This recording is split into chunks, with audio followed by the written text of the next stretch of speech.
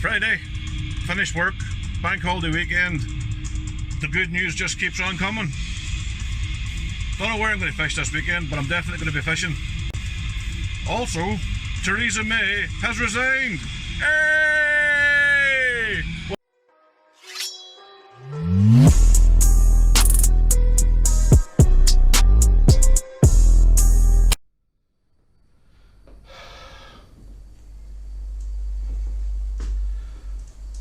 We're fast approaching the summertime. In the summertime, nothing's going to ruin your bait quicker than the heat. If you're fishing for coarse fish like bream and roach, you're going to want to use worms. Worms don't do so well in the heat. So you're going to need to get yourself something to help you out. Something like this. It's a wee insulated bag that you can put all your bait into. This keeps your bait cold. With the aid of a few of these are just freezer blocks. But these can be quite heavy when they're full of water and froze. So here's a tip that I use for these. My leftover sweet corn and maggots and hemp seeds and that there, I freeze them into solid lumps like this. Very thin, but a nice solid lump. That's corn and hemp. Those are frozen maggots that are left behind from a day session. Putting those into the bag brings everything, the temperature of your bait, your maggots, your worms, brings everything to a nice low temperature. And by the time you get to where you're going, this is thawed out. And if it hasn't thawed out, then 2 minutes sitting in the margins, because it's in a ziplocked, or because it's in a vacuum packed bag, 2 minutes in the margins, it'll be defrosted. All the juice and all the oils and all the goodness is going to be kept in the bag, so when you're going to mix this in with your bait or your ground bait or whatever, just pour it in, away you go. You get your dead maggots, they're the same, 2 minutes in the margins. Back to using your dead maggots. I like dead maggots. They don't burrow into the dirt and the mud, they just sit there. So along comes big dumb happy bream, sees the maggots and thinks, I'll have a fucking go at this, and boom, you're in. I know, tips and tricks, I know. I spoil yous, I know. Hey folks, you're going to have to listen to me talking over the video footage here. The audio was terrible, I can only apologise for that there. There's a bridge not far from where I'm fishing, you'll see a picture of it now. Yes folks, I think half of the county of Fermanagh decided that on that day it needed to drive across that bridge, and the traffic was constant pretty much all day. So the audio on this video is not the best. Let's talk the tackle that I'm using. Let's start with the ground bait. The ground bait that I'm using is the Sonubaits stuff that I've talked about in a few videos. Let's show you a picture of that. Here on the Erne, there's parts of the competition circuits where you're not allowed to use any sort of Fishmeal based ground baits. This is because parts of the Erne there's trout in it, and the angler's thinking is that the Fishmeal will attract trout and match anglers will start to catch more trout. And well, we can't have the trout anglers upset now because they throw their teddies out of the cot. However, this is my standard mix when I'm feeder fishing anywhere pretty much on Ireland now. It's a 50-50 mix of the worm meal and the SuperFeeder dark. The SuperFeeder dark smells absolutely amazing. It's got tons of little particles in it that the fish seem to really switch on to, the fish really seem to like. So I've been using it for this year so far and some of last year, and I'm quite happy with the results that I'm getting. Obviously you might not realise that watching some of the videos I've put out recently, because there hasn't exactly been a lot of fish caught. However, you have to bear in mind, I am fishing when the fish are away spawning, so for the next maybe month to about mid to the last week in June, the fishing on the Erne is going to be, well, pants. But I have to fish, fishing keeps me sane. Now, I'm going to show you the back of my seat box there. I had to tinker around with my landing net handle because it was annoying me, so I'm going to show you a picture of that now. This is something I'm working on to stop the landing net handle getting bashed around in the wind. You can see I've got a little arm coming off the back of my seat box with a roller on it. The theory is that that's going to hold the landing net so that if it's available when I need it, but it's not going to blow out of the way, it's not going to get knocked over. It's something that I'm tinkering with, and I will let you know if it works out or not.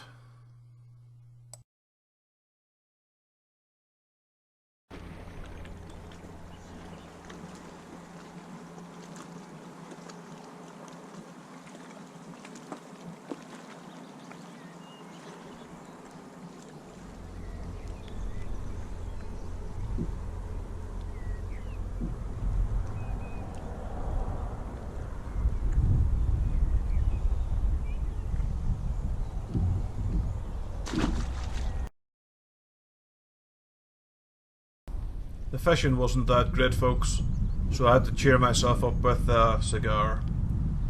This is one of the cigars I picked up in Hawaii on my recent honeymoon, so to cheer myself up, I'm going to enjoy that.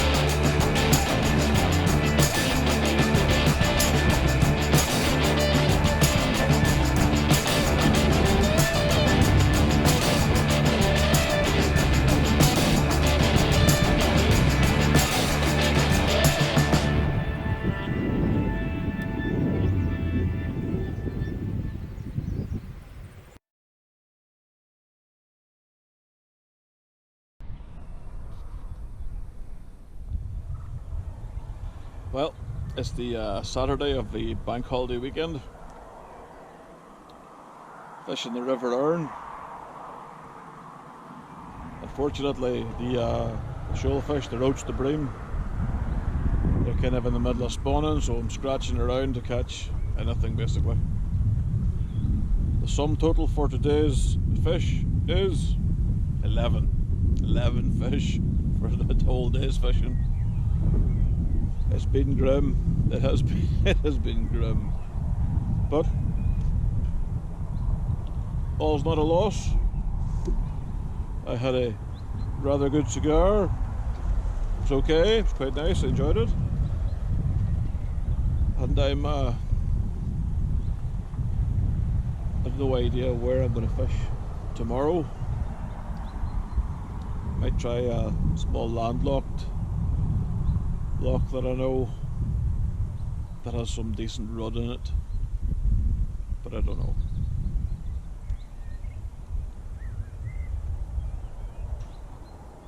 Today's fishing has been slow.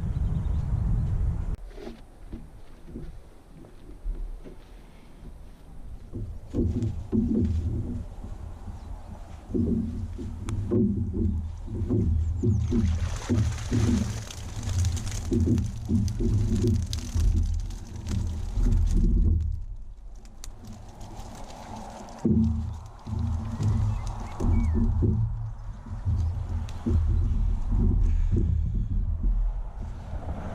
the best boat we got today.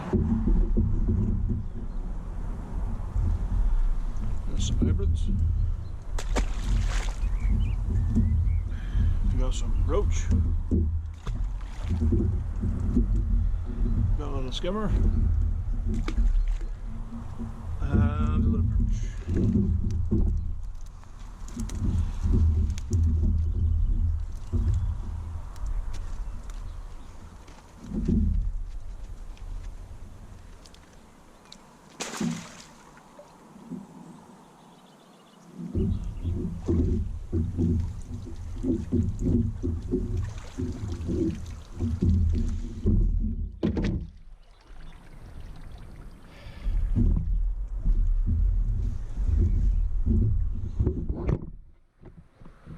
"11 fish, whole day, 11 fish.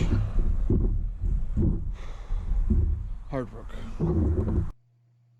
This is the part of the video where I say thank you to everyone who has subscribed to my channel, and to those who have liked, left comments, and asked questions. You know, I'm going to leave some links in the description of this video to the likes of my Instagram and Twitter. The Instagram tends to be just random photos of like the day's activities and stuff. The Twitter tends to be me taking the piss out of people. Twitter might not be for everyone. I quite like the ability to go and tell people that they're an arsehole. It brightens my whole day. Anyway, you're probably asking, why am I naked? Well, there's a story. Whilst doing this video, whilst editing this video, you'll notice that there's quite a lot of narration. I hate narration. I hate editing videos. I want to make it simple as possible. And before I go off on a tangent, if anyone of you out there that has a bit more knowledge on how to edit videos and wants to give me a hand, I'll buy you a beer. I'll wear clothes, honest. I won't be naked. But seriously, if anyone can give me a hand editing, that'd be awesome. Or even some tips and tricks how to make editing less painful. However, back to nakedness. Whilst doing the narration for this video, there was some disturbance at my front door. First occasion, it was a man trying to give me religious leaflets. I opened the door and said, "Not really interested, but thanks very much and farewell." I'm not rude, I'm not an asshole. You know, at the end of the day, he's doing what he's doing, but I'm in my house. I don't really want to be disturbed. I'm not religious, leave me alone. Second occasion, it was more religious people. I had enough at this point, so I got naked and opened the door and asked them if they wanted to see God. They run away. Why doesn't people like me? Why?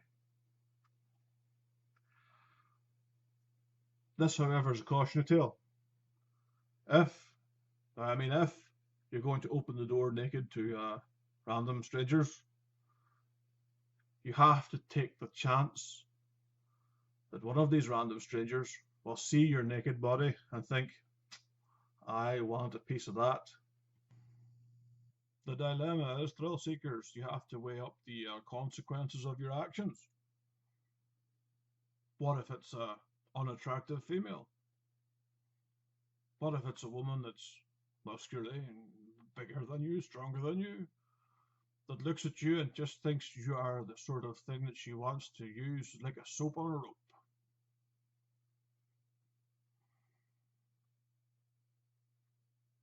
These are the little things you have to weigh up, thrill seekers, before you open the door naked.